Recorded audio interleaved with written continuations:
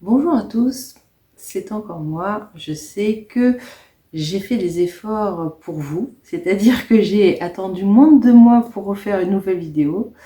C'est parce qu'en ce moment j'ai un petit peu moins de travail, du coup j'arrive à faire plus de sujets. Et aujourd'hui je vous reviens avec un sujet un petit peu dur, puisqu'on va parler de maltraitance d'enfants. Donc je préfère prévenir maintenant ceux qui ne peuvent pas vraiment entendre ce genre d'histoire, que je peux comprendre parce que c'est assez difficile.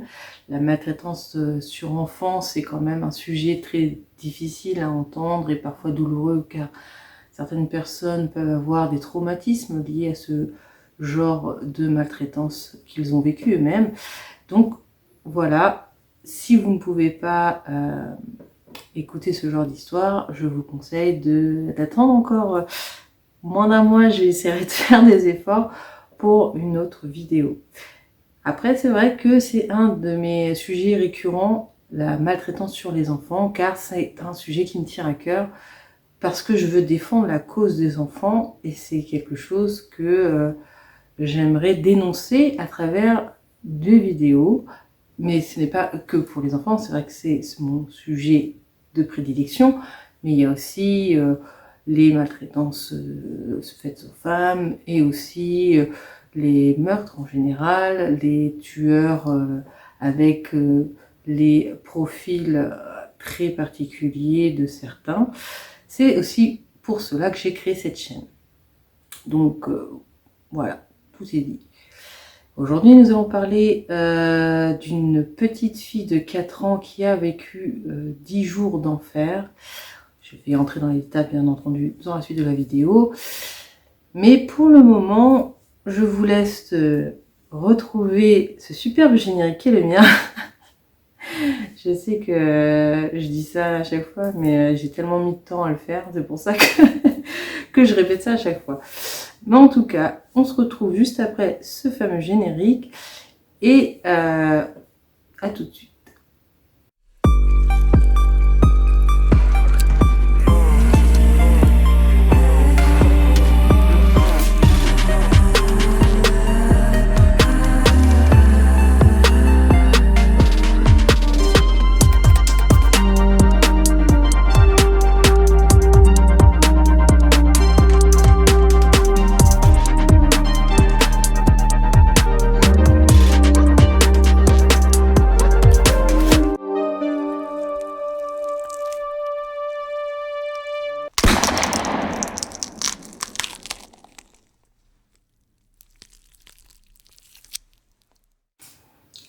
L'histoire d'aujourd'hui est assez récente, ça se passe en 2010.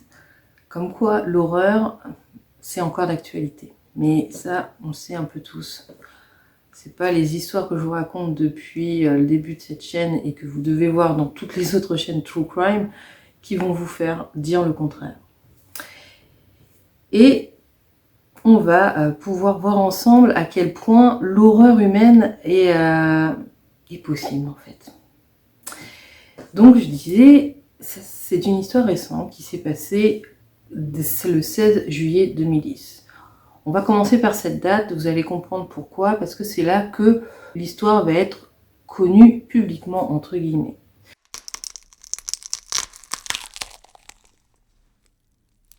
C'est-à-dire que le 16 juillet 2016, dans la ville de Smithfield, qui est en Caroline du Nord, la petite Tegan Skiba, 4 ans, est amenée par Jonathan Richardson, 21 ans, à l'hôpital en urgence. Effectivement, la petite fille est dans un piteux état, elle est inconsciente, et Jonathan explique aux urgences que la petite fille est mal retombée alors qu'elle sautait sur le matelas pneumatique, qui est en fait ce qui leur sert de lit à la maison.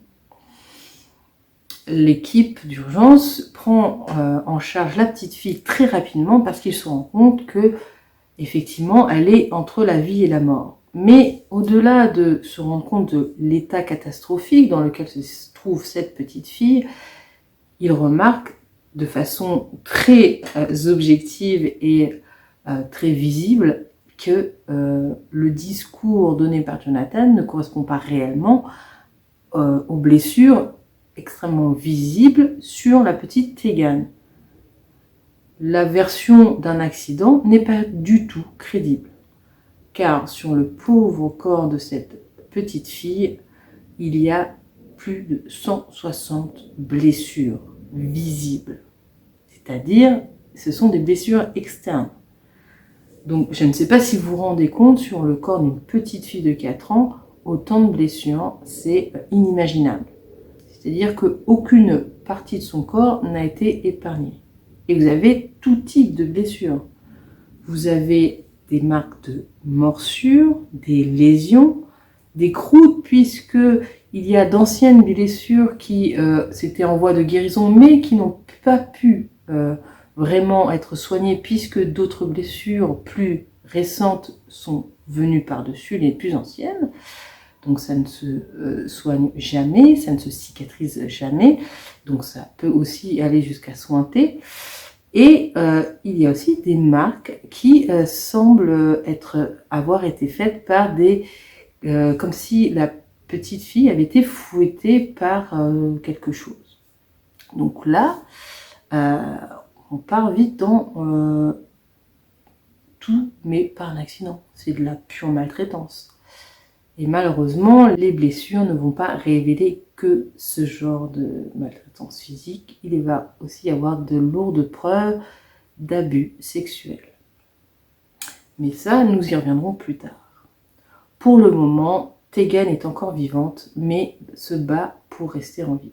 Et c'est surtout l'équipe médicale qui est très compétente et surtout très affectée par le cas de Tegan, ils vont tout faire pour la sauver.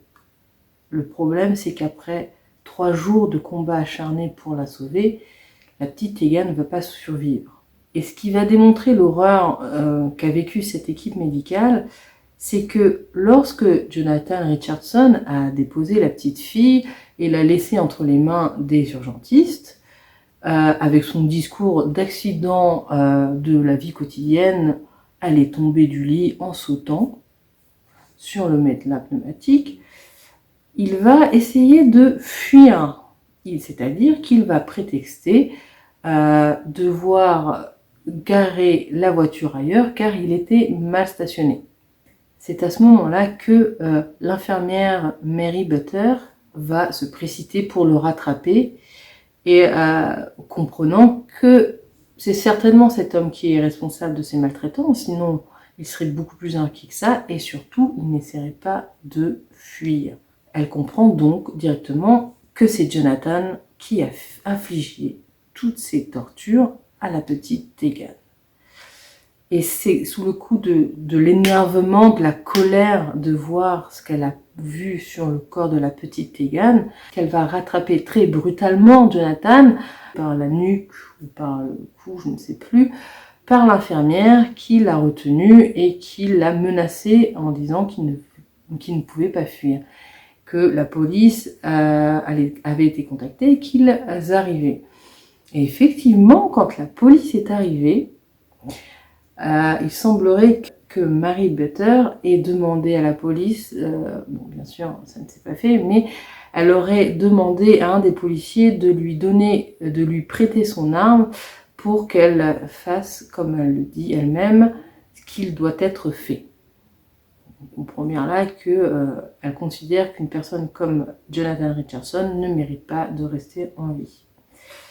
Et je peux comprendre en vue des blessures qu'elle a constatées sur une enfant de 4 ans. Voici les faits donc entre le 16 juillet et le 19 juillet, c'est-à-dire le temps passé entre l'entrée à l'hôpital de la petite Tegan et malheureusement le jour de sa mort. Les médecins de toute façon expliqueront que les blessures étaient telles que la petite Tegan, même si elle avait survécu, aurait survécu avec des séquelles tellement lourdes physiquement et mentalement qu'elle n'aurait jamais été comme avant. À ce moment-là, on peut se poser une question. Pourquoi Jonathan Richardson est-il tout seul avec la petite Tegan? Surtout que l'on comprend assez rapidement que ce n'est même pas le père biologique. Donc, qui est la petite Tegan Skiba et où sont ses parents? Eh bien, c'est très simple. En fait, la maman de Tegan, elle s'appelle Hélène Reyes. Elle était en couple avec le père qui s'appelle Jerry Skiba.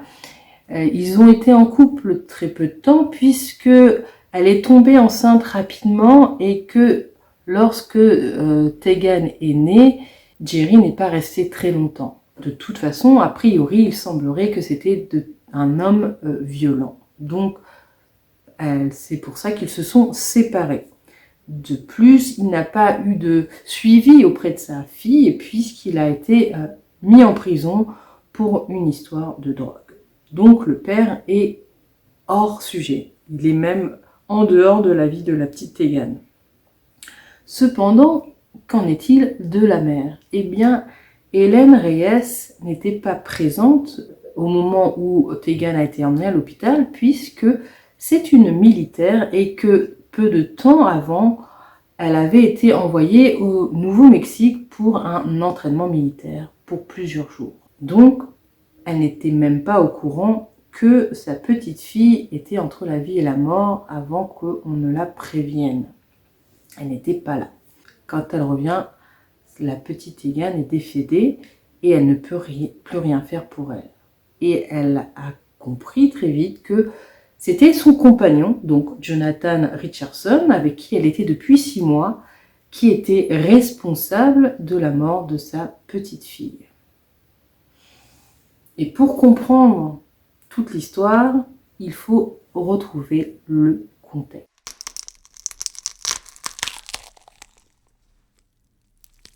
Le contexte est le suivant.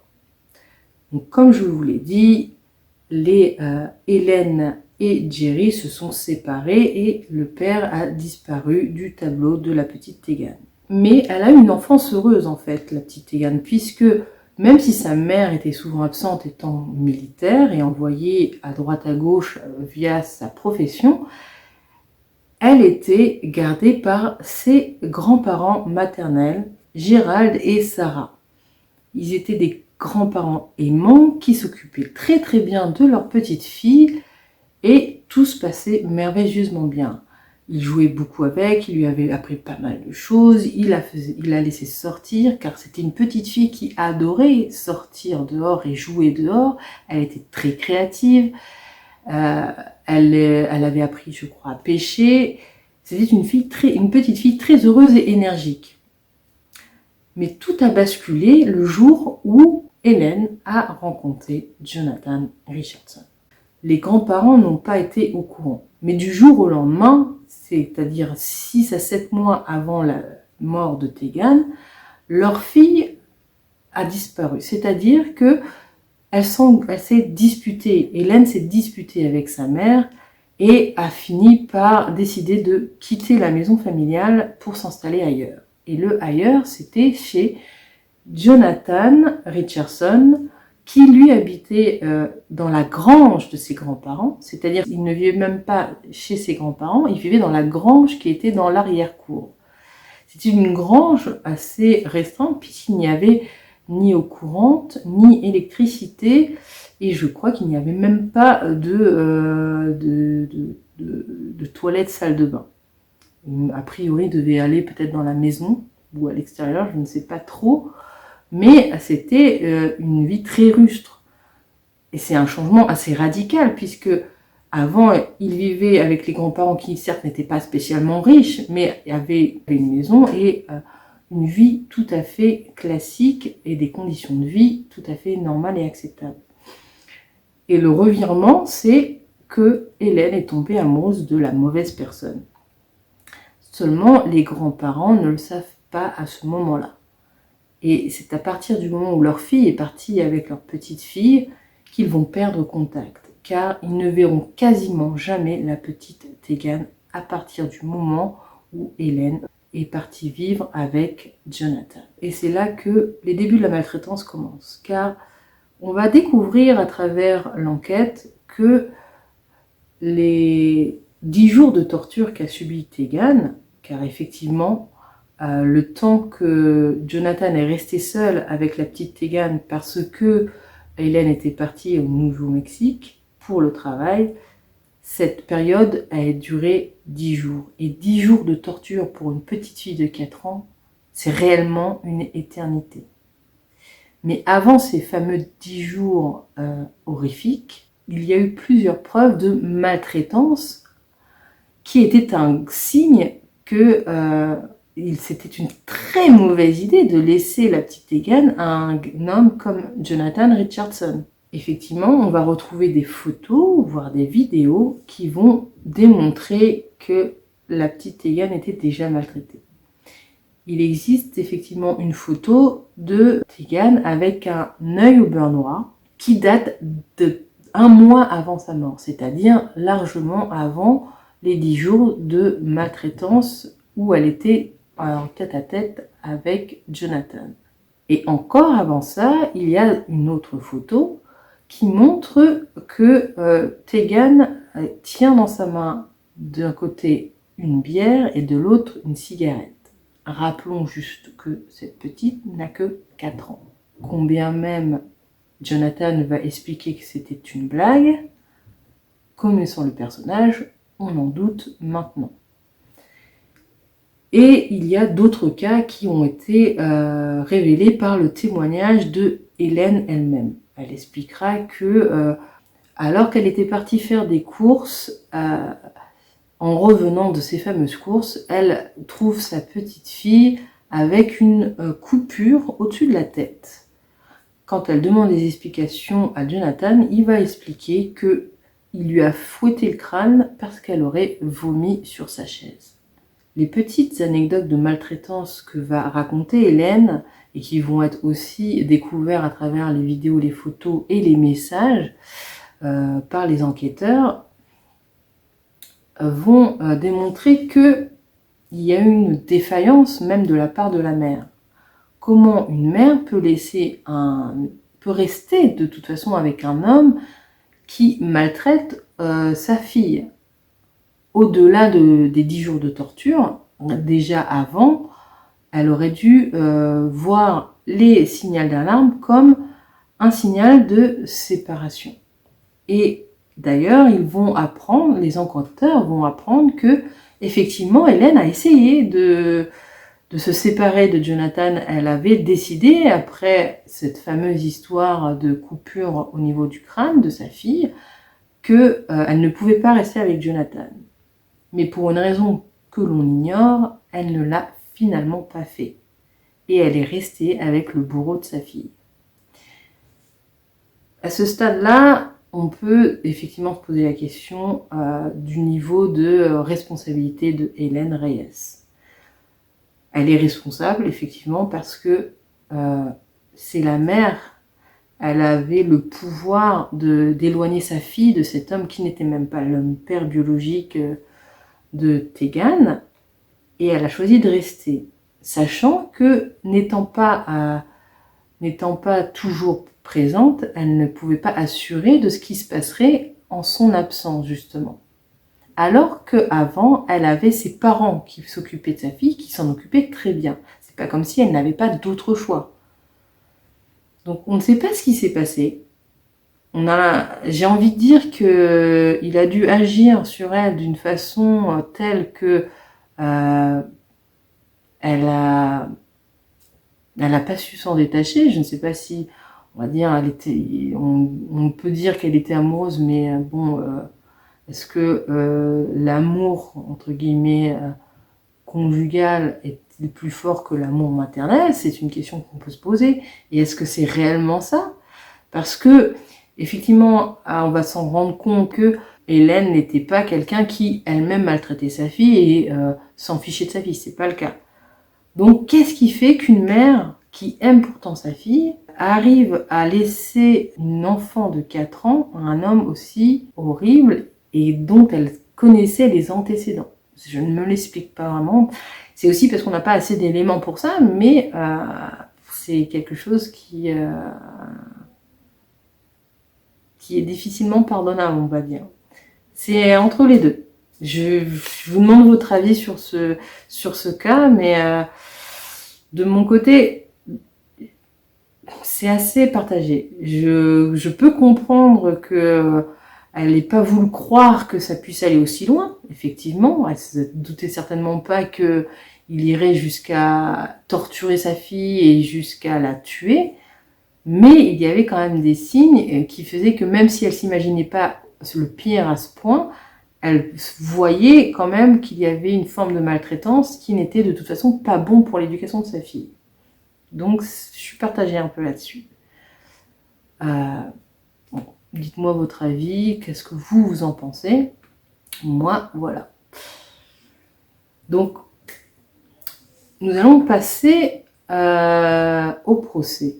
Mais juste avant, je voudrais donner les quelques éléments que j'ai pu trouver sur l'enfance de Jonathan Richardson. Parce que vous allez voir que vous avez besoin de ça pour comprendre la défense que ces avocats ont essayé pour diminuer sa peine. Ce qui n'a pas forcément marché. Mais je vais vous expliquer en tout cas les éléments que ont utilisé ces avocats pour essayer au mieux de le défendre.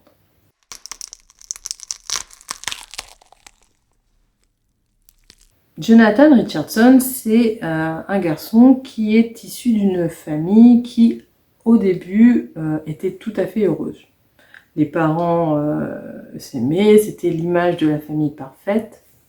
Mais l'image va vite se dégrader lorsque ses parents vont divorcer. Mais c'est plus la raison pour laquelle ils vont divorcer qui est assez étonnante et hors norme. C'est-à-dire que la maman de Jonathan, donc Sandy Creech, va essayer de tuer son mari, qui s'appelle Doug Richardson. C'est-à-dire elle va engager un tueur à gages pour le piéger, en lui faisant croire qu'il y avait un acheteur pour le petit chien qu'ils étaient en train de vendre, leur chien, le chien de la famille. Et lorsque le Doug a ouvert la porte au potentiel acheteur, il s'est retrouvé face à un homme armé qui lui a tiré 3 fois dessus, dont une balle en pleine tête, mais il a survécu à l'attaque. Il y a eu un procès pour cette attaque, ce qui est assez normal, mais le procès a donné comme une sorte de non-lieu en ce qui concerne les accusations de conspiration en vue d'un meurtre de la part de Sandy Creech. Ça n'a pas fonctionné, il n'y avait pas assez de preuves. C'est pour ça qu'aujourd'hui, on ne sait pas si elle est vraiment l'instigatrice de ce meurtre. Il n'y en a pas la preuve, en tout cas, l'attaque est là. Les faits sont réels, l'homme s'est fait tirer dessus par 3 fois, a failli mourir, et on ne sait pas si c'est réellement sa femme qui a voulu. En tout cas, le résultat, c'est que ils ont divorcé. Cette tentative de meurtre a eu des conséquences physiques et psychologiques sur Doug Richardson. Ce qu'on peut comprendre, parce que c'est pas tous les jours qu'on a à 2 doigts de mourir et qu'on soupçonne sa femme d'être l'instigatrice de ce meurtre. Et suite à ce procès, en tout cas, c'est Doug qui va récupérer la garde de Jonathan et Sarah ne verra son fils que durant les week-ends.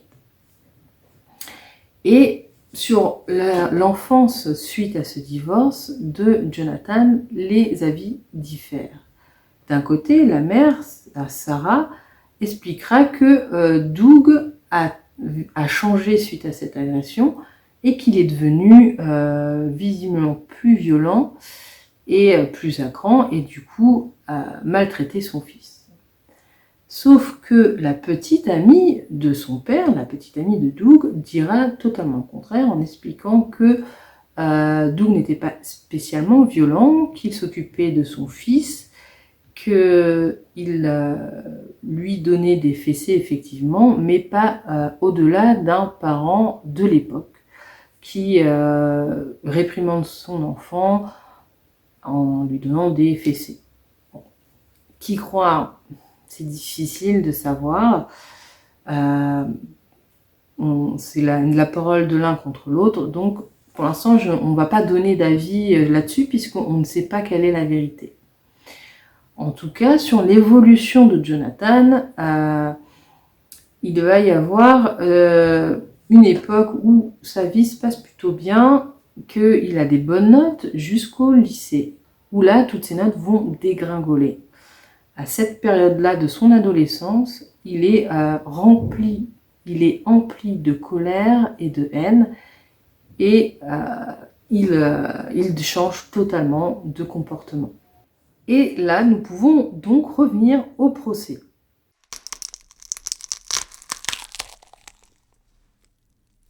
Ça va être un procès plutôt difficile, pour la simple raison que déjà c'est un meurtre d'enfant, mais les tortures qu'a subi Tegan pendant 10 jours sont tellement horribles que tous les gens concernés, c'est-à-dire les jurés, les différentes personnes dans le milieu médical qui sont intervenues pour essayer de sauver la petite Tegan, ainsi que les inspecteurs qui ont travaillé sur cette enquête, ont tous été traumatisés.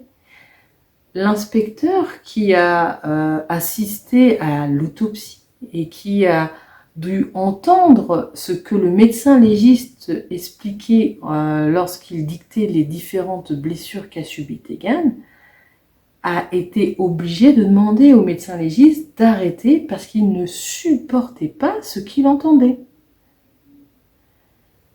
Il faut se rendre compte de l'horreur de cette affaire, c'est-à-dire que toutes les personnes qui ont vu de près ou de loin ce qui est arrivé à Tegan Skiba n'avaient jamais vu de cas équivalent, tellement le cas de Tegan était particulièrement grave.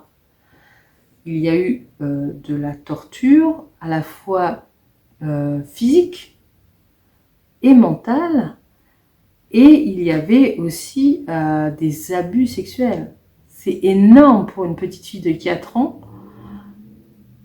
Et il y a des vidéos qui ont été découvertes, qui ont été filmées pendant ces 10 jours, qui vont montrer juste la torture psychologique. C'est-à-dire que sur les vidéos, on voit que la petite Tegan est debout face au mur, les bras écartés, et qui répète inlassablement que à partir de maintenant, elle ne fera plus ni pipi ni caca sans en parler à personne. Car oui, l'explication que va donner Jonathan sur le pourquoi il a frappé et fait du mal à Tegan, comme elle avait fait pipi au lit, il ne l'a pas supporté et il a craqué. C'est l'excuse, c'est l'explication qu'il va donner aux enquêteurs quand il aura arrêté de nier lui avoir fait mal. Parce qu'il a bien compris que de toute façon, toutes les preuves étant accablantes, il n'allait pas s'en sortir. Donc c'est ce qu'il a donné. Il a dit ça en expliquant qu'il était bipolaire et que c'est tombé sur le mauvais moment de sa bipolarité. Alors, c'est un argument. Pour beaucoup, ce n'est pas un bon argument, mais c'est vrai qu'on pourrait se dire que la bipolarité est une vraie maladie, une vraie pathologie psychologique qui peut être très grave, ça selon les degrés, et que ça pourrait expliquer certains de ces actes. Sauf que il y a des choses qui ne correspondent pas du tout. C'est-à-dire que il ne faut pas se tromper de pathologie. C'est-à-dire que la bipolarité n'amène pas au sadisme. C'est quelque chose de très différent. Et les témoignages du médecin légiste vont démontrer que dans l'acte même de ce qui s'est perpétré durant ces 10 jours, ce n'était pas juste un acte de violence qui a été perpétré par quelqu'un qui a perdu son contrôle. Il y a là c'était plutôt un profil sadique que une pathologie de bipolarité. Je vais citer ce qu'a dit le médecin légiste, le docteur Shannon Cooper, pour que vous compreniez mieux de quoi je parle. Alors je l'ai traduit moi-même, Je ne sais pas si ma traduction est bien, j'espère que ça vous suffira. Mais je pense que c'est assez clair pour que vous compreniez le sens de sa phrase. Donc elle va dire, pendant le procès, « De mon point de vue, Tegan Skiba fut une victime de torture sur enfant. Elle avait plus de 144 blessures. C'est un nombre extrêmement élevé de blessures. La présence de nouvelles blessures par-dessus d'autres plus anciennes feront que cet enfant aura beaucoup plus de souffrance. Et c'est là un autre type d'action qui accentue fortement une satisfaction sadique. » Donc là, on comprend que la démarche de Jonathan Richardson, pendant ces 10 jours, ce n'était pas juste une mauvaise phase de sa bipolarité. Une mauvaise phase de sa bipolarité. Parce qu'il ne s'est pas contenté de la frapper. Il ne s'est pas contenté du genre la punir parce qu'elle aurait fait pipi au lit. Là, il a cherché à la torturer. La torture, ça ne fait pas spécialement partie d'une phase de bipolarité, ou alors il faudrait que ce soit quelqu'un de bipolaire qui aurait plusieurs troubles de la personnalité en plus de la bipolarité. Mais le sadisme n'est pas propre à la bipolarité. C'est ce que j'essaie d'expliquer. Donc sa défense sur ce point n'est pas très au point, n'est pas très... Sa défense sur ce point n'est pas très claire. Ça ne va pas.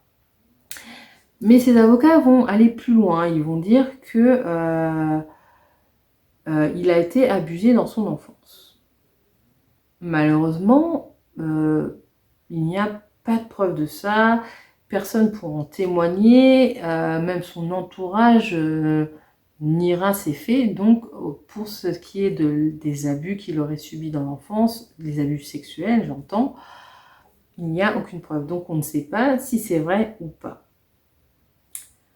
Mais, de toute façon, en ce qui concerne toujours la défense, pour ce qui est du sadisme et le fait qu'il ait acheté tout ce qu'il a, le matériel pour la torturer, qu'il ait choisi à partir du moment où il a déposé Hélène à l'aéroport pour qu'elle aille au Nouveau-Mexique pour le travail et qu'il est revenu avec Tegan, il s'est enfermé 10 jours avec la petite fille, ne la laissant pas sortir et surtout ne laissant entrer personne d'autre. C'est-à-dire que les grands-parents de Jonathan, qui habitent donc dans la maison où se situe la cabane où ils habitaient, le hangar où ils habitaient, la grand-mère a essayé de venir parce qu'elle elle sentait des odeurs inappropriées, puisque il y avait des odeurs d'urine, de défécation, de diarrhée, Tegan a été malade, elle était très mal nourrie, et comme il n'y avait pas de toilette à l'intérieur, elle ne pouvait que faire ses besoins dans le hangar. Et donc, il y a eu des odeurs, elle ne comprenait pas pourquoi elle ne voyait plus la petite Tegan, et elle a essayé de la voir, elle a essayé d'entrer, c'était fermé, elle a demandé si elle pouvait y aller à Jonathan, qui l'en a empêché. Après, il y a le fait que les grands-parents n'ont pas non plus insisté au-delà de demander l'autorisation, entre guillemets. Ils n'ont pas fait appel à la police, ils n'ont pas fait appel à l'aide sociale. Bon, ce qu'ils auraient dû faire plus, certainement, ça leur aurait peut-être sauvé la petite Tegan, mais c'est peut-être difficile d'imaginer que son petit-fils peut être capable de telles horreurs. Bon, c'est pareil. C'est difficile de se mettre à leur place. Quoi qu'il en soit, toutes ces démarches d'enfermer la petite fille, de ne pas la laisser sortir, de ne pas laisser rentrer une aide extérieure, de faire des tortures telles que la mordre. Il l'a mordue 66 fois, très exactement, c'est énorme. Ce n'est pas des formes de punition habituelles. Personne ne mord un enfant pour le punir d'avoir fait pipi au lit, par exemple. Donc on comprend que ce n'est pas un simple énervement. Mordre quelqu'un, c'est pas toujours le cas, mais ça a quand même une forme de connotation sexuelle. il a mordu le corps d'une petite fille de 4 ans, il l'a fouettée avec un câble électrique, il l'a frappée avec quelques objets contondants, il y a eu des traces d'abus sexuels, il l'a torturée mentalement. Durant le procès, a été diffusée une autre vidéo où on entend la petite Tegan toujours face au mur qui supplie Jonathan de ne pas lui faire mal, qu'elle promet de ne plus faire pipi au lit. Ce stade-là, c'est plus quelqu'un qui s'est emporté, c'est quelqu'un qui prend plaisir à faire peur, à faire mal à une enfant de 4 ans. Et la phase de bipolarité qui serait la phase down, on va dire, de bipolarité, explique pas les abus sexuels. Les abus sexuels, d'ailleurs, qu'il niera toujours. Sauf que il y a des traces évidentes qui ont été constatées par le médecin légiste, donc on ne peut pas dire le contraire, et il était le seul enfermé avec elle. Donc ça ne peut être que lui, en fait. Du coup, ces avocats vont donner d'autres arguments. Donc ils ont donné l'argument de la maltraitance quand il était enfant, celui du fait qu'il avait des maladies psychologiques qui n'auraient pas été diagnostiquées, sauf que personne n'était apte à dire quelle maladie il avait, quelle pathologie psychologique il pouvait avoir, malgré qu'il était suivi des psychologues pour l'enquête, ou en tout cas pour le procès. Et surtout, l'argument qui, moi, personnellement, le plus marqué et entre guillemets fait rire tellement c'est ridicule, c'est qu'ils ont osé dire que il a agi comme ça, que Jonathan Richardson a agi de cette manière parce qu'à son âge, à 21 ans, et parce que c'était la première fois qu'il s'occupait d'une enfant, il n'avait entre guillemets pas la fibre paternelle et qu'il ne savait pas s'occuper d'un enfant.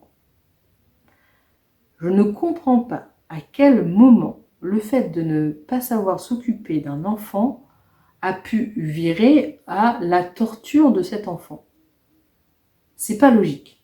Et je ne comprends même pas que les avocats aient tenté cette approche pour défendre leurs clients. Il faut aussi savoir que lorsque Jonathan Richardson s'est fait arrêter, au début il a nié, il a expliqué que c'était un accident, que c'est pas lui. Quand on lui a mis devant les faits et devant les preuves qui étaient tellement nombreuses qu'il ne pouvait plus le nier, il a quand même eu des mots assez révélateurs de sa personnalité, à savoir, il va demander à l'inspecteur s'ils allaient l'attacher et le découper, certainement parce qu'il faisait référence à ce qu'il avait fait subir lui-même à Tegan, mais il a dit ça en riant. C'est dire le mec comment il s'en fout, en fait, de ce qu'il a fait. Il n'a pas une once de regret. Et ensuite, il va dire à ce même inspecteur que de toute façon, il se s'est foutu, qu'il va être condamné à vie. Cet inspecteur qui va témoigner, qui est celui qui n'a pas pu écouter jusqu'au bout le rapport du médecin légiste, a témoigné au procès et s'est effondré en larmes pendant le procès parce que c'était devenu trop dur encore pendant le procès qui s'est passé 4 ans après les faits. Donc ça a marqué à vie beaucoup de personnes. Et la conclusion du procès, qui a été donc très difficile, on a même demandé à un moment donné au jury s'il pouvait rester impartial pour prendre la décision, puisque c'est nécessaire pour des jurés de rester impartial. En fait, c'est un peu compliqué parce qu'ils ne doivent pas être influencés par l'extérieur et par l'horreur des faits, qu'ils doivent juger de la vie d'un homme, à savoir ici celle de Jonathan Richardson. Ils ont quand même dit qu'ils étaient prêts à continuer, qu'ils se sentaient assez impartial pour prendre un jugement correct par rapport à l'affaire. Et le jugement, ça a été la peine de mort. Bon, en même temps, je pense que c'était pas possible de faire autrement, sauf s'il était dans un état où il n'y avait pas la peine de mort, mais torture sur enfant, abus sexuels plus meurtre d'enfant, il avait quand même très peu de chances de s'en sortir. Et en ce qui concerne donc Hélène Reyes, la mère de Tegan, c'est là qu'on va comprendre que c'était une mère qui, bien qu'elle a laissé son enfant à un homme dangereux et maltraitant, elle-même était plutôt une mère qui aimait sa fille. Hélène va refuser toutes les offres d'accord de plaidoyer parce qu'elle veut aller jusqu'au procès, jusqu'à son procès pour négligence et maltraitance d'enfants indirectement, parce qu'elle se sent tellement responsable qu'elle considère qu'elle doit être jugée pour ça. Et durant le procès contre Jonathan Richardson, elle va témoigner contre lui en expliquant durant le procès qu'elle regrette, qu'elle sait qu'elle a fait une erreur en confiant sa petite fille à cet homme. Et voilà, bon après, je sais que nombre d'entre vous ne vont pas vouloir excuser cette femme, je peux comprendre, c'est compliqué de se dire que une mère a laissé son enfant à un homme aussi horrible alors qu'elle a eu beaucoup de signaux qui auraient pu la mettre sur le doute de laisser sa fille à un homme comme lui. Mais voilà. Donc elle, par contre, durant ce procès qui a eu lieu, lui, durant l'année 2019, elle a pris entre 18 et 31 mois de prison. Donc voilà. Je pense que cette vidéo va peut-être être plus courte que celle que je fais habituellement. Mais je tenais à en parler parce que c'est une histoire qui m'a marquée, que j'ai découvert récemment. D'habitude, c'est des histoires que je connais depuis un certain temps et que j'ai envie de vous raconter. Là, c'est une histoire que j'ai découverte par hasard. Je crois que c'était via un article. Et après, j'ai lu plein d'autres articles. Bon, alors c'était que des articles en anglais. Merci le VPN parce que j'ai pu aller sur l'internet américain pour avoir plus de documents. C'était beaucoup des articles sur le procès, notamment de Jonathan Richardson, plutôt que sur l'affaire elle-même. La plupart des articles que j'ai pu lire dataient de 2014, donc l'année du procès de Richardson. J'ai recoupé ce que j'ai pu trouver et voilà ce qui a donné cette vidéo. Je pense qu'il peut manquer quelques éléments, mais j'en ai pas assez trouvé pour, par exemple, développer plus le profil psychologique de Jonathan Richardson. Déjà qu'à d'habitude, je me lance là-dedans quand j'ai vraiment beaucoup d'éléments et qu'il y a eu déjà beaucoup d'expertises qui ont été faites, qui peuvent m'aider à recouper avec moi ce que je sais par rapport à mes cours. Mais là, j'ai tellement rien que je préfère pas me lancer là-dedans. Je suis pas une experte moi-même, je ne suis pas psychologue, je suis pas psychocriminologue non plus. J'ai appris ça, mais je n'ai pas la légitimité de me prétendre psychocriminologue. Et surtout, de toute façon, même si c'était le cas, il y a tellement peu d'éléments que c'est pas possible de faire un diagnostic là-dessus. En tout cas, je voulais parler de ça parce que, comme je le disais dans l'introduction, mon but c'est surtout de dénoncer ce genre de choses parce que à chaque fois que j'ai vu des faits divers sur des cas de maltraitance d'enfants, on se rend compte quand même rapidement que il y a eu beaucoup de signaux qui n'ont pas été pris en compte par l'entourage de l'enfant même, ou des services sociaux. Alors ça c'est le pire, mais je vais vous faire des vidéos là-dessus parce que j'ai beaucoup d'histoires d'enfants maltraités qui étaient suivis par les services sociaux et dont on voit à quel point il y a une faille dans le système parce que ça n'a pas aidé les enfants, parce qu'ils ont été tués par leurs bourreaux, donc voilà. Mais c'est pour dire aux personnes que quand il y a des signaux de coups, comme là il y avait des photos avec un œil au beurre noir sur la petite de 4 ans, là c'était un red flag énorme, que quand il y a des choses qui paraissent anormales, qu'il faut essayer d'en parler aux autres personnes qui font partie de l'entourage pour essayer de voir si d'autres personnes ont vu d'autres signaux, ont remarqué d'autres choses anormales, pour essayer de recouper les éléments, pour savoir si on est seul à voir quelque chose et qu'on s'est peut-être trompé, ou si finalement beaucoup de choses se recoupent et qu'il y a peut-être réellement un cas de maltraitance dans notre entourage. Et peut-être à ce moment-là, parler à la police ou au moins demander conseil, voir les services sociaux. Il y a des services d'aide à l'enfance qui peuvent renseigner, en tout cas juste renseigner pour savoir qu'est-ce qu'il faut faire, quelle est la bonne chose à faire, quelles sont les bonnes actions, quelles sont les bonnes choses à dire, quelle est la bonne attitude. Parce que c'est vrai qu'on se retrouve face à ce genre de cas, on sait rarement comment réagir. Mais l'important, ça reste de réagir. Et je sais, je dis ça, ça paraît assez présomptueux de ma part de dire ça, de vous dire ça. Je veux dire, on est tous dans des personnes lambda qui ne savent pas forcément faire face à ce genre de cas. Mais au moins ne pas ignorer les choses, c'est déjà un début. Voilà, c'était ma conclusion. Je voudrais vraiment avoir vos avis sur cette affaire.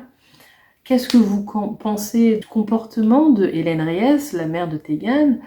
Est-ce qu'elle aurait dû faire différemment? Forcément oui, mais est-ce que vous comprenez son attitude? Est-ce que, même si vous ne pardonnez pas, parce que je peux comprendre que ce soit très dur, est-ce que vous arrivez quand même à vous dire que effectivement elle n'est pas totalement responsable, que elle-même a été manipulée certainement hein, par Jonathan Richardson, mais est-ce que ça suffit pour excuser le laisser-faire?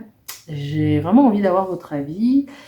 Et puis si ça vous a plu comme histoire, enfin entendons-nous bien, pas de façon morbide, mais plutôt si ça vous intéresse, ça m'intéresse de le savoir, en mettant un petit pouce bleu, en faisant des commentaires, et puis je ne le répéterai jamais assez, abonnez-vous, parce que je sais très bien que je suis pas assez régulière et que ça vous empêche de devoir surveiller la prochaine vidéo quand est-ce qu'elle arrive. Ce sera YouTube qui vous le dira directement. Voilà, on se quitte là-dessus. Et puis, à une prochaine vidéo. Salut!